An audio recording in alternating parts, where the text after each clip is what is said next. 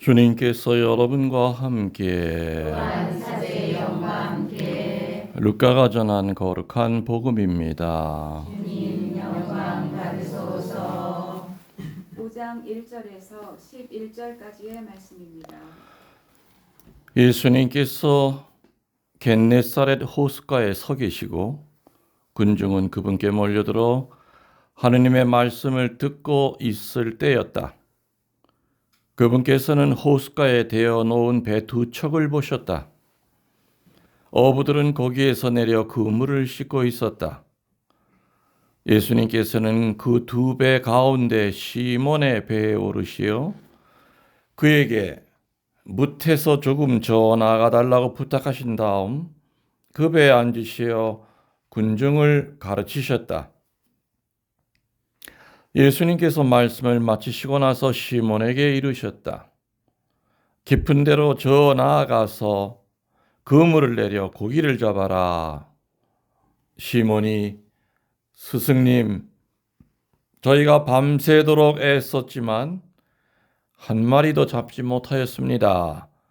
그러나 스승님의 말씀대로 제가 그물을 내리겠습니다 하고 대답하였다.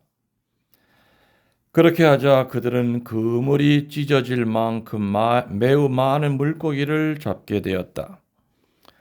그래서 다른 배에 있는 동료들에게 손짓하여 와서 도와달라고 하였다. 동료들이 와서 고기를 두 배에 가득 채우니 배가 가라앉을 지경이 되었다. 시몬 베드로가 그것을 보고 예수님의 무릎 앞에 엎드려 말하였다. 주님, 저에게서 떠나 주십시오. 저는 죄 많은 사람입니다. 사실 베드로도 그와 함께 있던 이들도 모두 자기들이 잡은 그 많은 고기를 보고 몹시 놀랐던 것이다. 시몬의 동업자인 제베데오의 두 아들 야고보와 요한도 그러하였다. 예수님께서 시몬에게 이르셨다. 두려워하지 마라. 이제부터 너는 사람을 낚을 것이다. 그들은 배를 저어다 뭇에 대어 놓은 다음 모든 것을 버리고 예수님을 따랐다. 주님의 말씀입니다. 그리스도님 찬미합니다. 참 예수님, 참 예수님. 주님의 이름으로 평화를 빕니다. 아멘. 오늘 오신 분들은 서울방에서 27, 26분이 오셨습니다. 제가 여러분들 오시면은 늘 첫 번째 물어보는 질문이 있죠.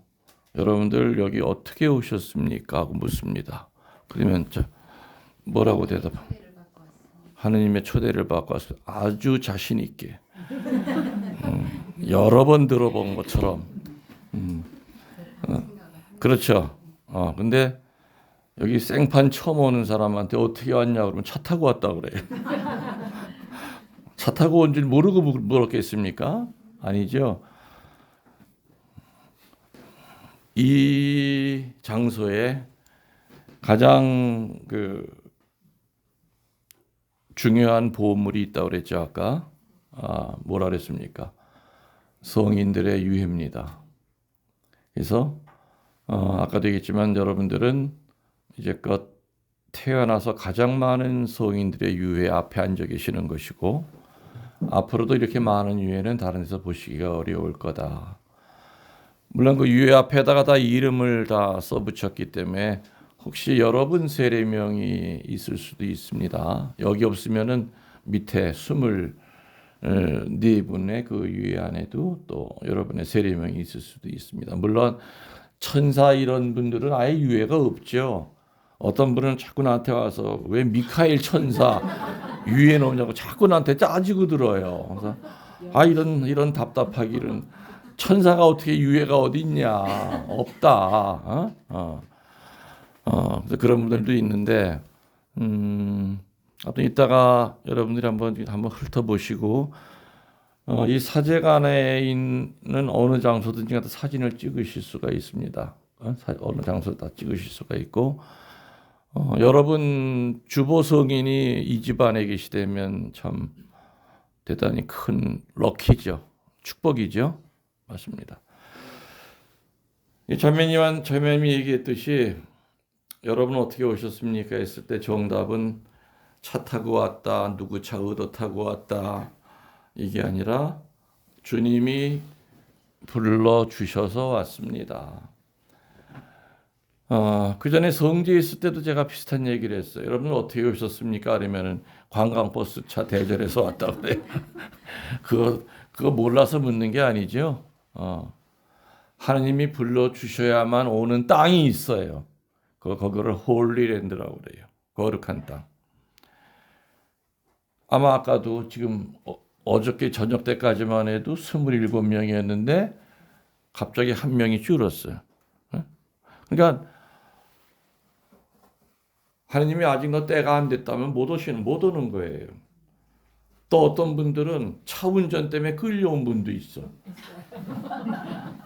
그리고 와가지고 눈물 콧물 다 흘리고 회개하고 가는 분들도 있단 말이에요. 그러니까 그 양반을 불러주셨으니까 온 거예요. 여러분들 천주교 신자 어떻게 되셨어요? 아버지 어머니가 천주교 신자라 철들고 보니까 이미 천주교 신자가 돼 있는 분도 있을 거고, 결혼 때문에 시댁이 천주교 집안이라 천주교 된 사람도 있을 거고, 친구 따라 강남 간다고 친구랑 같이 성당 나가서 된 사람도 있을 거고, 불교 신자였다가 천주교로 개종한 사람도 있었겠죠. 개신교에 있다 온 사람도 있을 거예요. 오게 된 과정은 사람마다 다 다르지만 그 맨 앞에서 줄을 잡아 당긴 그 한 분은 하느님 하나예요. 그분이 전부 다 우리를 불러주셨기 때문에 천주교 신자가 된 거예요. 감히 천주교 신자가 될 자격도 없는 나를 하나이고 거룩하고 공본되고 사도로부터 이어내려온 이 거룩한 교회에 천주교 신자로 살게 하신 것은 이건 보통 큰 은총이 아니에요. 사이비에 빠져서 패가 망신하고 인생 망치는 사람 많죠. 정말 많아요. 지금 이제 말세다 보니까 하도 그런 그 이상한 집단들이 워낙 많이 생겨요. 그 많은 교회 가운데서 주님이 세우시고 성령이 지켜주시는 자모이신 천주교의 신자로 내가 선택해서 신자가 된 게 아니다 이 얘기죠. 내 부모님을 통해서, 때로는 결혼하려고 하는 남편을 통해서, 아니면 친구를 통해서, 어쩌다 우연히 유튜브 듣고 신자도 아닌 내가 유튜브 들으면서 나 천주교 가야 되겠다는 그런 마음 먹은 사람도 있을 거예요. 아무튼 여러분들은 뭐 어느 피정 장소를 가든 또 아니면 하다못해 주일 미사를 매일같이 나가든 간에 항상 그런 마음, 불러주셨으니까 내가 왔다는 거. 항상 그 생각이 모든 우리 신앙의 기초가 돼야지. 그래야만 내가 수동적이 안 돼요. 안 그러면 그냥 끌려다니는 거예요. 의무감 때문에 다니는 거예요. 기쁨이 없어. 미사를 갔다 오고 성체를 영해도 아무런 의미를 못 느끼는 거죠. 그냥 매너리즘에 빠질 수밖에 없다 그 얘기예요. 아까 제가 선물 주기 위해서 질문한다고 그랬죠.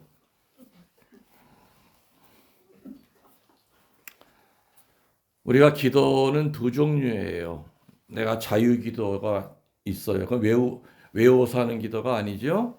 그냥 나오는 대로 하는 자유기도가 있고, 또 우리가 외워서 하는 기도가 있어요. 그러다가 12단이라고 그래요. 세례 받으려면 그 12단을 외워야 돼요. 1단이 뭐예요? 첫 번째가 성호경이에요. 그죠? 그렇게 해서 12개의 기도문이 있어요. 그 12개 기도문 가운데 내 자신이 죄인임을 고백하는 기도문이 3개가 있어요. 그 3개가 뭐냐 이거예요. 하나는 조금 전에 했어. 이미 답은 나왔어요.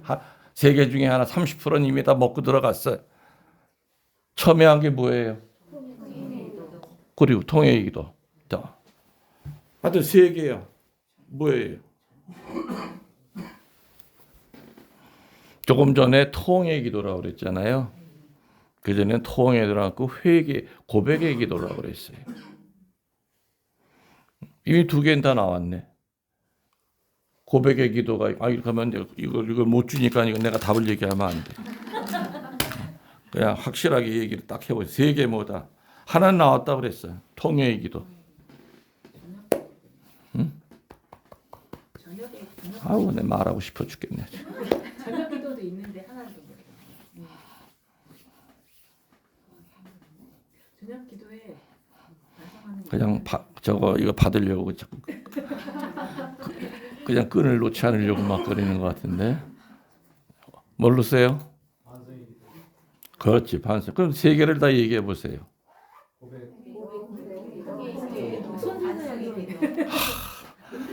지금 너무 많아서 줄 수가 없대. 너무 많아서 줄 수가 없어. 그러면 맞아요. 세 개야. 고백의 기도, 통회의 기도, 반성의 기도예요. 응? 아까 저녁 때 뭐 잠자기 전에 뭐라고 하나 저녁 기도, 반성의 기도, 그죠? 고백의 기도는 뭡니까? 전능하신 하나님과 형제들에게 고백하오니 생각과 말과 행위로 죄를 많이 지었으며 자주 의무를 소홀히하였나이다. 그죠? 통회의 기도는 하느님 제가 죄를 지어 참으로 사랑받으셔야 할 하느님의 마음을 아프게 하였기에 악을 저지르고 선을 멀리할 모든 잘못을 진심으로 뉘우치나이다. 하느님의 은총으로 속죄하고 다시는 죄를 짓지 않으며 죄 지을 기회를 피하기로 굳게 다짐하오니 우리 구세주 예수 그리스도의 순한 공로를 보시고 저에게 자비를 베풀어 주소서. 이게 통회의 기도. 반성의 기도는 뭐예요? 주님 오늘 생각과 말과 행위로 지은 죄와 의무를 소홀히 한 죄를 자세히 살피고 그 가운데 버릇이 된 죄를 깨닫게 하소서. 아멘. 그러니까 우리가 외워서 하는 기도문 가운데 자기가 죄인임을 고백하는 기도가 세 가지. 오늘 여기 처음 오신 분 한번 손 들어보세요. 밖에서도 한 적이 없고 여기서도 한 적이 없고 처음 오신 분 세 분밖에 안 되세요? 네 분. 그 중에서 한 분을 드려야 되는데 연세가 제일 많으신 분 누구예요? 누가 연세가 제일 많으세요? 우리 형제님 어떻게? 저 뒤부터 얘기해 보세요. 이거 자매님. 82 더 되시는 분 있으세요? 그럼 자매님 거예요. 이 나오세요. 이 나오세요. 받으셔요.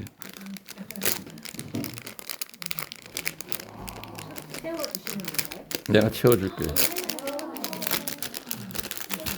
이거 제가 어저께 오후 내내 만들었습니다. 주님과 성자 성령의 이름으로 이 묵주에 강복하소서. 어느 팔에 채식? 예, 이렇게 집어. 색깔 마음에 드세요? 괜찮아요?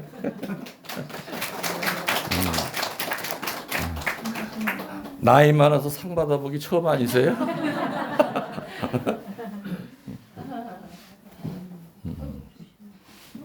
그 앞으로 이제 다닐 때는 이렇게 머리 아프다고 이렇게 손을 이렇게 항상 드세요. 그 보석이니까. 그리고 누가 만든 거예요? 내가 직접 만든 거니까. 그러니까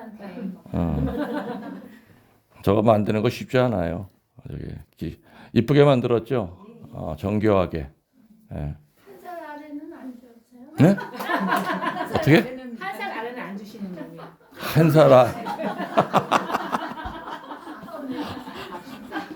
그러니까 80이 넘으신 거예요? 네. 아니요. 여기 우리 어. 4씩 차이 나거든요. 우리 배비오 씨는 네. 한 살 아래고 네. 저는 80이고 80이세요? 네. 근데 지금 나오신 자매님도 82이라고 그랬잖아. 언니는 80, 여기는 81, 어. 80. 저희 남편이고 여기는 그러니까 지금 받으신 분이 둘. 한 살씩 차이예요. 그리고 이렇게 둘이 부부세요?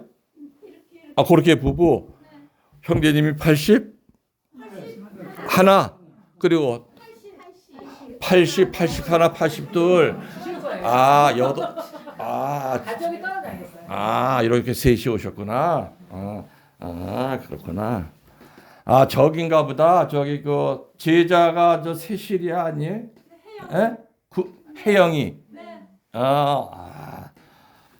저 양반 되게 유명하신 분이에요. 지금 받으신 양반. 그 저기 그 피아노 저기 그 유명한 제자 누구야? 누구지? 조성진. 조성진이 선생님. 조성진이 중학교 때부터 가르쳐 가지고 저분 이름이 신수정. 신수정.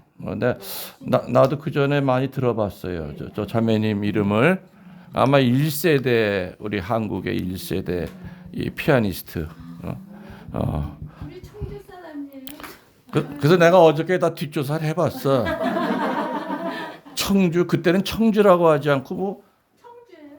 아니 지금은 청주인데 이름이 그 프로필에 들어가서 보니까 청주라고 부르지 않고 뭐 딴 이름이 있던데 청운 뭐 어디 청원 이름이 청원. 여기 충청북도 분이시더라고 보니까. 그래서 나는 내가 그 한국의 그 피아니스트 그 판을 몇 장을 갖고 있어요. 판을. 그래서 내가 가서 이 양반 거 갖고 찾아봤더니 없어. 김의숙 씨라고 혹시 아십니까? 피아니스트 김의숙 알죠? 지금은 안 해요. 그 양반 판만 2장이 있더라고. 저 슈베르트 게. 혹시 집에 판 있으면 나 좀 하나 주시오. 신부님 선물 드려야 되겠어요. 내가 선물 줬잖아.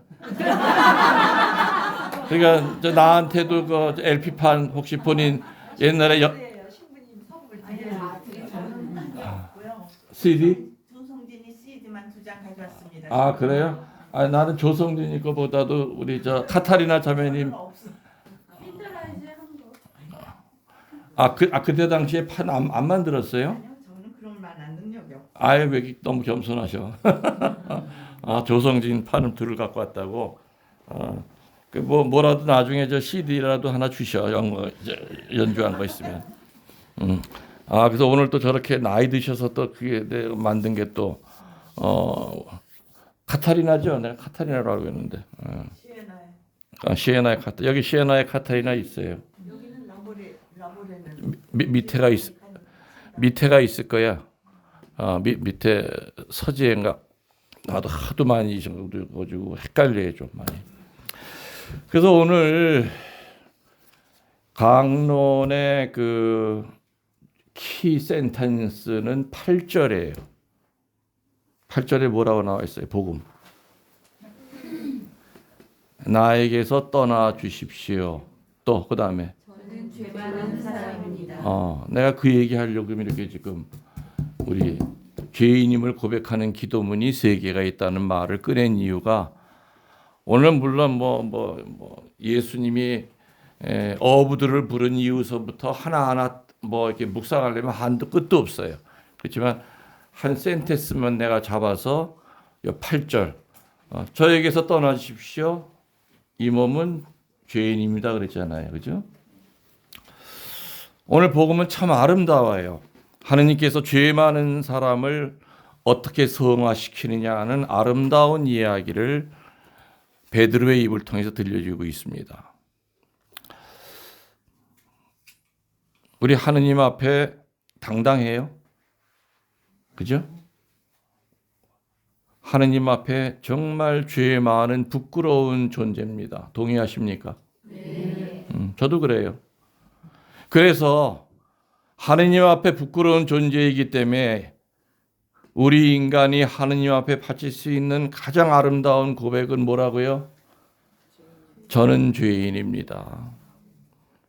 하느님이 가장 눈물 흘리시면서 듣고 싶어서 하는 우리의 기도는 뭐 달라는 기도가 아니라 주님 저는 죄인입니다. 죄를 고백하는 거예요. 죄인입니다. 그래서 하느님을 우리가 알기 위해서는 내 자신이 죄인임을 똑바로 아는 것으로부터 신앙은 출발이 돼요. 일리가 있죠? 자기가 의인이라고 생각하는 사람은 하느님 필요 없어요. 내 자신이 내 주먹을 믿는다, 내 돈을 믿는다. 내 자신을 안다는 것은 하느님 앞에서 자신이 얼마나 부족하고 비참하고 하찮은 존재인지를 끊임없이 동의하는 겁니다. 그래서 하느님을 두려워하는 거예요. 그런데 이 두려움은 공포에 질린 두려움이 아니라 거룩한 두려움. 그죠? 쌍띠 띠모르데이라고 그래요. 거룩한 두려움이라고 그래요. 이것이 우리가 이 세상 살아가면서 느끼는 공포심 이런 건 전혀 다른 차원이죠. 하느님한테 우리는 두려움을 느껴야 되는데 그 두려움은 우리를 성화시키는 두려움이에요. 하느님께로 인도하는 두려움이다 이거죠. 자, 그런데 문제는 이론적으로는 내가 죄인임을 끊임없이 고백하면서 하느님과의 그 관계성을 이어간다는 걸 이론적으로는 알고 있는데 과연 인간 자신이 정말 진실되게 솔직하게 자기 자신을 죄인이라고 느낀 적이 얼마나 될까? 그리고 정말 자기 자신의 그 어두운 면을 정직하게 바라보면서 살아갈 수 있을까? 쉬워요, 어려워요? 쉬운 일이 아니죠. 다른 사람의 잘못은 그렇게 눈이 잘 보여. 남편의 잘못은 그렇게 눈에 잘 보여. 근데 지 잘못은 잘 안 보인단 말이에요. 그렇지? 잘못을 인정하고 고백하는 건 쉽지 않아요. 세상에 죄인 아닌 사람이 어디 있습니까? 너나 나나 할 것 없이 모두 죄인이죠. 만일에 누구도 나는 죄가 없다고 생각한다면 그건 하느님 속이는 사람이지요. 영성적으로 죄인들을 세 가지로 분류를 합니다. 영성적으로. 여러분은 셋 중에 어디에 속해 있나 한번 생각해 보세요. 첫 번째, 자신은 죽어도 절대 죄가 없다고 주장해요. 그런 죄인들이 있어요.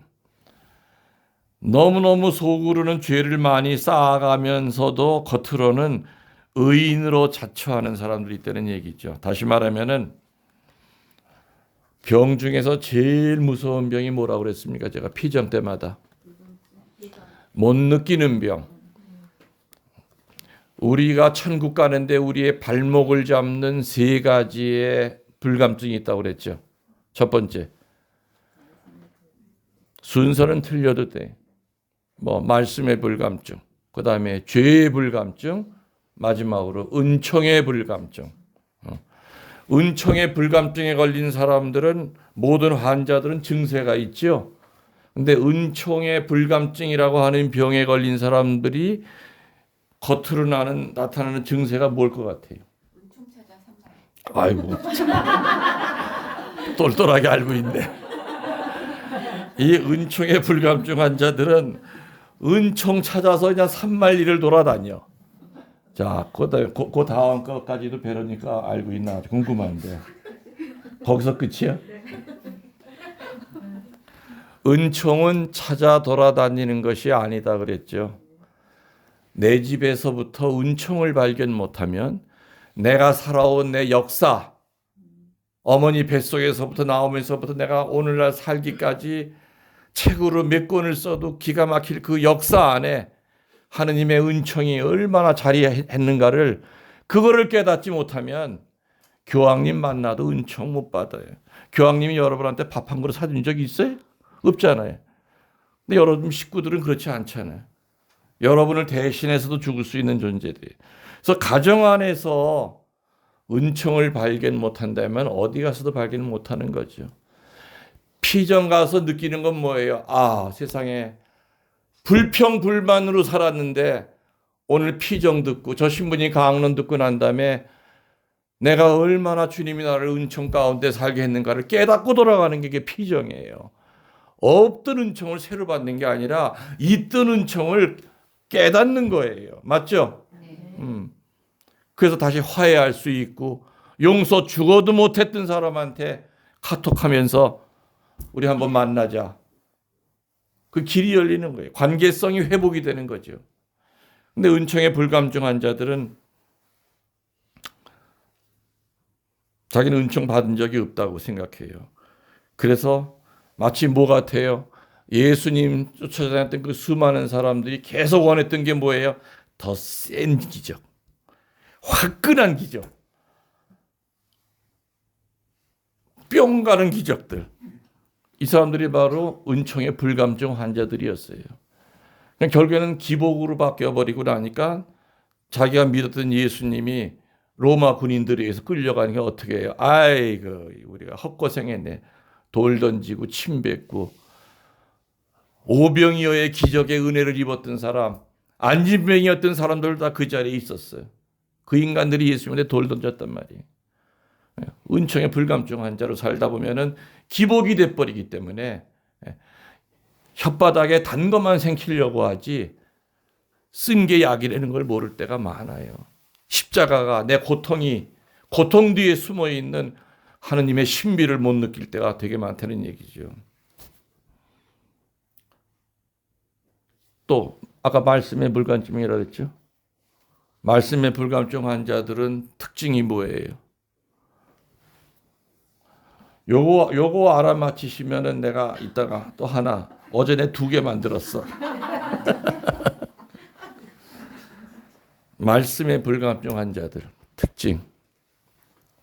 말씀의 불감증 환자들은 극과 극으로 나눠진다 그랬습니다. 이쪽에 있는 사람은 아예 말씀 근처에 가지 않아. 죽을 때까지 한 번도 성경책을 읽어본 적이 없어. 본당 신부님이 피정 준비해놓고 오세요 초대해도 거길 내가 왜 가? 그리고 신부님 강론할 때는 항상 자는 거예요. 아예 말씀 자체를 거부해. 이런 사람들도 전형적인 말씀의 불감증 환자인데 또 반대쪽에 또 이 양반들은 성서 박사야. 성경도 수십 번 읽어보고 피정이란 피정은 안 쫓아다닌 데가 없어. 실제로 얘기해보면 너무 유식해. 근데 문제는 뭐냐? 머리만 커. 듣고 배운 것이 겸손의 재료가 되질 않고 교만의 재료가 돼서 끊임없이 남을 판단하는 재료로 써요. 본당에 앉아서도 본당 신부님 강론할 때마다 아유 저것도 강론이라고 하고 앉았나면서 내가 하는 게 낫다 하면서 너무 고급스럽고 너무 좋은 얘기를 많이 듣다 보니까 이 들은 것이 가슴으로 내려오는데 그렇게 오래 걸리는 거예요. 머리에만 머물러 가분수가 돼버리는 거예요. 근데 이쪽에 있는 사람들이 대개가 어느 쪽에 속하냐? 봉사자들이 그런 불감증에 걸리기가 쉬워요. 누가? 봉사자들 보면은 그냥 얼마나 열심히 해. 근데 그거를 열매를 맺지 못한다 이 얘기죠. 그래서 말씀에 불감증한 자는 아예 말씀 근처에도 가지 않는 사람도 불감증한 자지만은 너무 많이 알지만 열매를 맺을 수 없는 사람들. 그저 듣기만 해서 자기 자신을 끊임없이 속이고 바벨탑, 교만의 바벨탑만 자꾸 쌓아 올라가는 사람들. 이런 사람들의 특징은 판단해요. 끊임없이 판단해요. 끊임없이 하느님도 판단하고 자기 생각이 가장 옳다고 생각해요. 그러니까 어둠에 휩싸인 거죠. 세 번째 불감증이 뭐예요? 오늘 얘기하고 싶은 죄의 불감증. 이 죄의 불감증에 걸려 있는 사람은 마음이 아프질 않아요. 돌처럼 굳어 있기 때문에 내가 죄를 지어서 그 죄를 지면 우리는 죄의식을 느끼죠. 죄의식조차도 못 느껴요. 점점 돌처럼 굳어져. 우리 이렇게 손바닥에 굳은 살 베기듯이 거기는 바늘을 찔러도 안 아프잖아. 굳은 살이 베기면. 나도 모르게 이렇게 굳어져 있는 거예요. 근데 이렇게 죄의 불감증에 걸려 있는 사람들이 하나 같은 공통된 특징이 있어요. 그 특징은 뭐냐? 하느님 중심으로 살지 않고 사람을 가슴에다 두고 살아요. 그러다 보니까 어떻게 돼요? 사람 중심이 돼버려요. 그러니까 눈에 보이는 인간을 자기의 비교의 대상으로 삼아요. 자, 봅시다. 성당 열심히 나가는 자매가 냉담하고 있는 남편과 자기 자신을 비교하면은 남편보다는 내가 훨씬 더 의인 쪽에 속해 있다고 생각이 들죠. 입만 열면 남 험담하는 저 자매보다는 나는 입이 무거워. 내가 훨씬 더 의인이야. 눈에 보이는 사람과 비교하면은 교만의 바벨탑을 쌓을 수밖에 없다는 얘기죠. 그러면은 우리 가슴 한가운데는 사람을 담는 게 아니라 누굴 담으라고요? 그렇죠. 하느님 담아야죠. 그래서 우리는 스스로 내가 교만이 올 때마다 스스로에게 물어요. 나는 주님만큼 기도하는가? 나는 주님만큼 봉사하고 살아가는가? 나는 예수님만큼 내 자신을 내어주고 살아가는가? 예수님과 비교해 보면은 아이고 비참한 생각밖에 안 들어요. 자기보다 영적으로 못한 사람을 비교의 대상으로 삼을 때는 교만의 바벨탑은 자연적으로 쌓일 수밖에 없죠. 그렇지만 그리스도를 내 삶의 중심에 둘 때는 우리는 겸손해질 수밖에 없어요.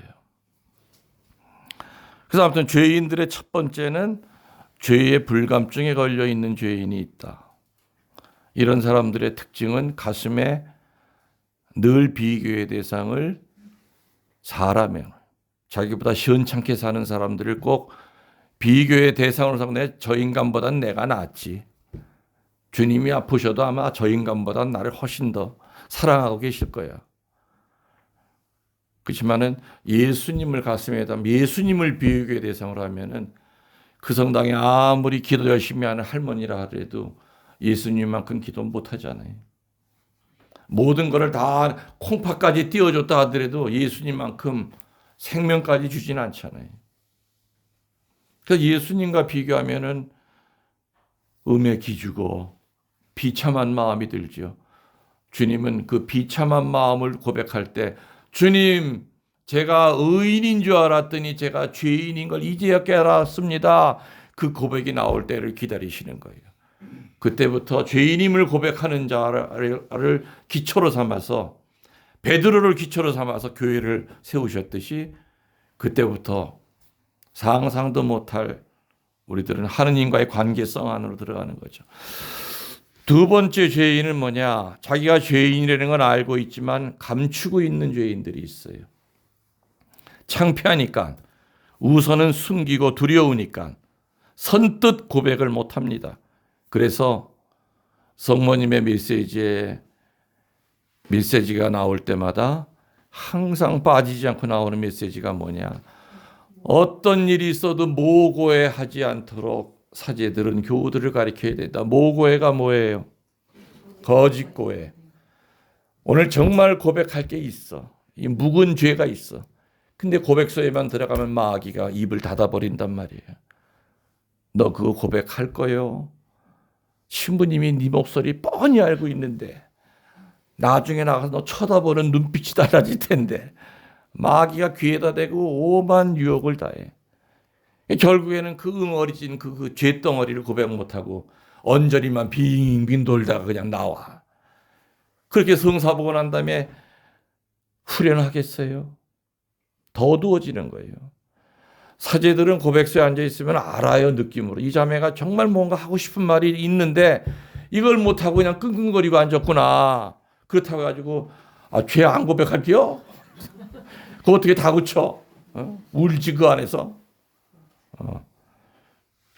그래서 모고해를 자꾸 하게 돼요. 이 모고해는 모고해를 하고 난 다음에는 사제는 모르니까 사제경은 줘. 정말 그게 사제가 됐을까? 아예 생각이 안 나서 고백을 못하는 죄도 있죠. 그건 모고해 아니에요. 근데 뻔히 내 기억 속에 새겨져 있어. 그 죄가. 근데 창피함 때문에 그 죄를 고백을 안 해. 이건 100% 모고해예요. 이 모고해를 한 상태에서 영하는 성체를 뭐라고 불러요? 모령성체, 성체 모독이 되는 거예요. 그래서 우리는 성서를 준비할 때 나름대로 참 준비를 많이 해야 돼요. 제가 그전에 그런 얘기한 적이 있죠. 나는 신학생 때부터 내 영적 노트가 있다고 그랬어요. 신학생 때는 스프링 노트를 썼어요. 지금은 내 휴대폰에다가 노트를 다 적어놔. 저녁에 성무일도 끝나고 오늘 나를 가장 괴롭혔던 게 뭔가, 오늘 내가 유혹에 빠질 뻔했던 거, 또 마음속으로 지은 죄가 뭐가 있는가를 하나를 적어놔. 그래서 난 한 달에 한 번씩 성사를 봐요. 그럼 성사 보기 바로 전날 살펴보면은 횟수가 제일 많은 게 있겠죠. 그게 고백거리 1번이에요. 그래서 고백성사는 훈련이에요. 그냥 찜찜하니까 성체형하고 가만 앉아 있으려니까 창피하니까 그게 아니라 정말 매 저녁마다. 그래서 아까 우리 반성의 기도 언제 하는 거예요? 말로만 생각과 말과 행위로 지은 죄를 그거 입으로 하면 그거 1분도 안 걸려요. 정말 내가 오늘 생각으로 지은 죄가 뭐가 있던 거, 말로써 내가 사람한테 상처 준 게 뭐가 있었던 거, 행동으로 드러낸 죄가 뭐가 있었던 거를 가슴 깊이 반성해야죠. 그런 것들이 뭔가 내 나름대로 영적 노트를 만들어 가야 돼. 그 성사 볼 때 그것이 자료가 돼서 주님 이제 성사 본 지 한 달 됐습니다. 2달 됐습니다. 가장 횟수가 많은 거 그거부터 고백을 해야 되죠. 그리고 고백하면서 제일 중요한 거 뭐라 그랬습니까? 절대 후회하지 말고 회개해야 된다. 자기가 죄인이라는 것을 알고 있으면서 감추고 있는 사람들이 죄를 고백할 때 특징이 뭐냐? 회개가 아니라 후회만 하다 나가요. 후회는 뭐냐? 죄 지은 자기 자신이 싫은 거예요. 근데 회개는 뭐냐? 하느님이 얼마나 아프셨을까를 헤아리는 거예요. 내가 그 죄를 지었을 때 내 안에 계신 성령이 얼마나 애타게 힘들어 하셨을까? 내가 그 죄에 빠졌을 때 성모님이 얼마나 눈물을 흘리셨을까? 그게 회개야. 그전에는요, 고백서에서 하는 고백서에서 교우들이 고백을 할 때 어떻게 고백하는 줄 아시죠? 제가 이러이러한 죄로 인하여 예수 성심을 거스렸나이다. 제가 이러이러한 죄로 인하여 성모님의 마음을 아프게 했나이다. 제가 이런 죄를 져서 제 안에 계신 성령을 모독하고 살았나이다. 항상 중심이 하느님, 성모님, 성령님이에요. 그분의 마음을 아프게 했다는 거예요. 그렇지만 그게 회개야. 그러나 후회는 뭐야? 죄 지은 자신이 용서가 안 되는 거예요. 자존심이 상하는 거예요. 빨리 더러운 거 빨리 씻어내고 싶을 뿐이에요. 하느님 마음이 아프고 아플 건 상관없어. 한 번도 그분 마음이 얼마나 찢어지게 아팠을까? 그거 헤아려 본 적 없어. 내 마음 아팠던 거, 죄 져서 나 혼자 힘들었던 거. 포커스가 자기한테 가 있는 거죠. 이건 후회예요. 이렇게 후회한 상태에서 성사를 보면은 1시간도 안 돼서 똑같은 죄에 또 떨어져요. 그러나 내가 죄를 지을 때마다 주님의 성심을 거스렸나이다. 옛날 교우분들은 다 그렇게 고백을 했어요. 근데 요즘은 그렇게 고백하는 신자 하나도 없어. 그러니까 여러분들이 앞으로 판공이라든지 성사 볼 때마다 정말 겸손되고 아름답고, 그리고 그 소리를 들으면 사제가 너무 행복한 고백은 그거예요. 신부님, 제가 이러이러한 죄로 인하여 하느님 마음을 참 아프게 하고 살았습니다. 그럼 사제가 앉은 자세가 달라져. 성사를 들으면서. 제가 이런 죄로 인하여 성모님 눈물 흘리게 하고 살았습니다. 저 죄인입니다. 정말 고백하러 들어왔구나. 그 고백소에 계신 예수님이 듣고 눈물을 흘리시는 고백이 그거예요. 더러운 걸 그냥 씻어내는 그런 그 작용이 아니거든요. 고백성사의 의미는 참다운 치유죠. 그죠? 치유와 구마가 일어나는 게 바로 고백소 아니에요. 그러려면 적어도 내가 준비는 해야죠. 내가 죄 지어서 내 자존심 상해서 이렇게 들어왔습니다. 라는 그런 표현이 아니라 하느님 마음을 아프게 했다는 거. 유다스는 딱 한 번 배반했죠. 근데 자살했어요. 왜? 후회하다만 끝난 사람이 유다스예요. 베드로는 3번이나 배반했지만 어떻게 됐어요? 일대 교황이 됐죠. 베드로 사도는 첫 닭이 울기 전에 3번 배반했어요. 나 몰라요. 3번 닭이 울어 꼬꼬댁하고. 그때 예수님을 쳐다보니까 예수님의 그 눈이 생각이 난 거예요. 얼마나 마음이 아프셨으면 너 나한테 이럴 수 있니? 그 말 한마디도 안 하셨거든. 연민의 눈으로 나를 쳐다봤단 말이에요. 땅을 치고 통곡을 했어, 베드로 사도는. 근데 그 죄의식 때문에 살 수가 없어. 예수님 마음을 아프게 한 거. 그 예수님이 부활하신 다음에 그거 치유시키려고 바닷가에 나타나셨죠, 호숫가에. 뭐라 그랬어요? 베드로야, 네가 나 정말 사랑하느냐? 예, 사랑합니다. 몇 번 물었어요? 그렇죠. 3번의 배반을 3번 다시 질문함으로써 그 상처를 치유시키는 과정을 하신 거예요. 너는 반석이다. 으뜸 사도다. 오늘 베드로 입에서 나온 말이 뭐예요? 저는 죄인이 저에게서 떠나 주십시오. 감히 어떻게 주님 같은 분이 제 옆에 계시단 말입니까? 얼마나 겸손해. 베드로 사도의 성격은 아주 거칠고 그야말로 투박해. 그렇지만은 그 순진성, 솔직성이 있었죠. 그렇기 때문에 예수님은 네가 성격은 급하고 그래도 너는 바위다. 네 위에다 내가 교회를 세울 것이다. 그리고 너에게 천국문의 열쇠를 내가 맡기겠다. 3번째 죄인은 이미 다 얘기했지만은 자신이 죄인이라는 것을 솔직하게 인정하고 고백하는 죄인들이죠. 내 죄가 아무리 진홍색처럼 붉어도 절대로 자신의 죄를 하느님 앞에 감추려고 하지 않는 죄인이에요. 부끄러운 줄은 알지만 숨기지 않고 죄인으로 판단받는 것을 두려워하지 않아요. 하느님에게서 죄인으로 판단받는 걸. 바로 이런 분들이 오늘 독서에 나오는 1독서, 2독서, 복음에 나오는 1독서에 누구 얘기 나온 거 혹시 아십니까? 1독서 이사야 얘기 나오죠. 이사야가 어떻게 하느님 만나는 과정이 나와요. 2번째는 바오로 사도 얘기 나오죠. 2독서. 3번째는 베드로 얘기가 나와요. 그래서 오늘 내가 중요 센텐스를 바로 8절로 잡은 것이 바로 이사야나 바오로 사도나 하나같이 죄인임을 고백했어요. 1독서에는 뭐예요? 이사야가 소명받는 장면이 나오죠. 이사야는 자기도 모르게 뜻밖의 하느님을 만납니다. 그래서 이제 꼼짝없이 죽었다는 생각을 하죠. 구약의 사람들은 하느님 만나면 죽는 걸로 알았어요. 그러면서 뭐라고 그래? 나는 입이 더러운 사람이고 죄가 많기 때문에 하느님을 본 순간 너무나 황송해서 이젠 죽었다고 판단했던 거예요. 그랬더니 천사들을 시켜가지고 천사의 도움으로 입이 깨끗하게 되자 그리고 하느님의 일꾼으로 용기 있게 나서서 위대한 예언자가 된 게 바로 이사야예요. 나는 입이 더러워서 나는 죄인입니다.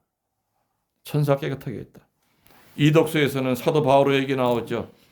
자신을 가리켜서 사도 바울은 뭐라 그럽니까? 칠삭동이라고 그랬어요.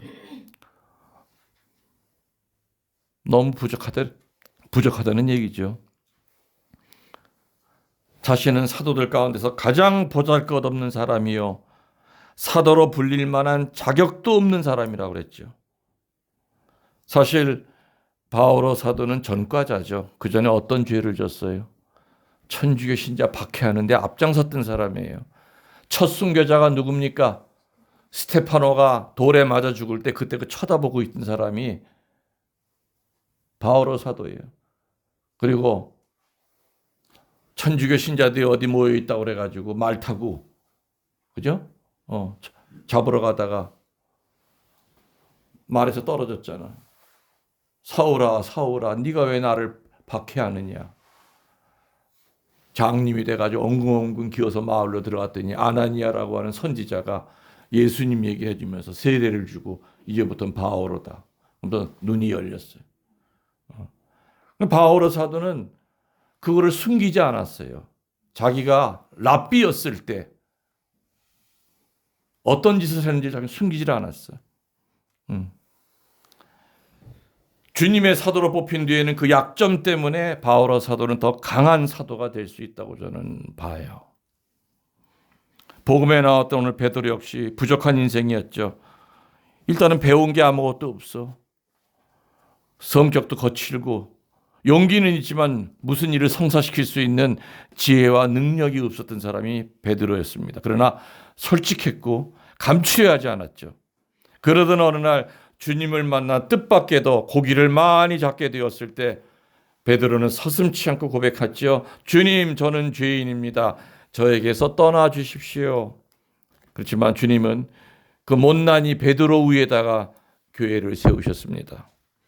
죄인에다가 세상을 맡기셨어요. 이런 예화가 하나 있습니다. 어떤 왕이 교도소를 방문했더니 만나는 죄수마다 자기는 죄가 없다고 정말 억울하게 들어왔다고 하소연을 했어요. 만나는 죄인마다. 그러면 누구 탓 때문에 자기가 교도소에 들어왔다고 아무튼 자기 탓을 인정하는 죄인이 하나도 없어서 그 교도소에. 근데 제일 끄트머리 맨 마지막 방에 있던 한 사람을 만났는데 그 사람은 고개를 못 들고 훌쩍거리고 있어. 그래서 왕이 물었죠. 너 왜 우냐 그랬더니 그 죄수는 자기는 너무나 큰 죄를 지은 죄인이기 때문에 감히 얼굴을 들어 임금님을 뵐 수 없고 그리고 이 천한 죄인을 찾아주신 그 은혜에 감격해서 눈물이 납니다 그랬어요. 그래서 그때 왕이 뭐라 그러는지 알아요? 신하들에게 명령 내렸죠. 여기는 죄가 없는 인간들이 모여 있는 곳인데 이 죄 지은 사람을 왜 여기다 두냐고 그랬어. 말 돼요, 안 돼요? 모든 놈이 자기는 죄가 없다고 그랬는데 유일하게 한 사람만 죄가 있다고 그랬거든. 그래서 임금님이 얘기하길래 아니 죄 있는 사람만 있는 이 공동체 왜 죄 없는 사람, 죄 있는 사람이 여기 있느냐? 당장 풀어줘라 그랬어요. 넌 여기 있을 곳이 아니다. 죄 없는 사람들이 머무는 곳인데 웬 죄인이 여기 있느냐? 오늘 성경의 내용과 비슷하죠. 잘못을 인정하면 창녀도 나병 환자도 세리도 모두 용서받은 은혜를 드러내는 것이 바로 신약 성서예요. 그러나 감추면 그 이유 때문에 은혜를 받지 못했다고 하는 것도 신약 성서의 메시지예요. 감추면 추하고 비겁해지고 치사한 인생이 돼버려요. 그리고 자기 죄가 자기 손목을 감고 있고 다리를 감고 있고 자유가 없어. 자기 죄 때문에. 우리 모두는 죄인입니다. 그러나 누가 더 큰 죄를 지었고 누가 더 많은 죄를 지었느냐 하는 것은 전혀 문제가 되질 않습니다. 아무리 큰 죄라도 뉘우치고 고백하면 아름다운 인생이 될 것을 믿습니다. 그렇지만 아무리 작은 죄라도 숨기면 치사하고 비열한 인생이 된다는 것 또한 우리 믿습니다. 그래서 우리들은 주님 앞에 솔직하게 살아야 됩니다. 아무리 불이익이 있다 하더라도 떳떳하게 살아야 되겠죠. 그럼 하나님의 은총이 여러분을 축복으로 분명히 감쌀 거게 될 겁니다. 그래서 우리들이 항상 저녁에 하루를 마감할 때 드리는 그 반성의 기도 안에는 죄인임을 고백하는 기도가 있어요. 우리가 죄인임을 고백하지 않고 과연 은혜를 받을 수 있을까? 그거는 불가능해요. 우리는 미사 때마다 가슴을 치지 않아. 내 탓이요, 내 탓이요. 근데 이거 치면서 남편을 쳐다보거든. 내가 죄진 게 이놈아. 너 때문이야. 너 때문이야. 너 때문이야 이놈아. 내가 너 안 만났어 봐. 내가 죄를 이거 짓나 안 짓지?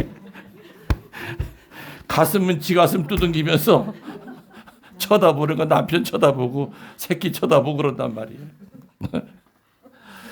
복장을 아무리 두둥겨도 소용없어. 마음이 정말 자기를 죄가 진 거를 인정해야죠. 이 수많은 여기 성인 성녀들은 저분들의 전기를 읽어보면은 정말 늘 하느님 앞에 정말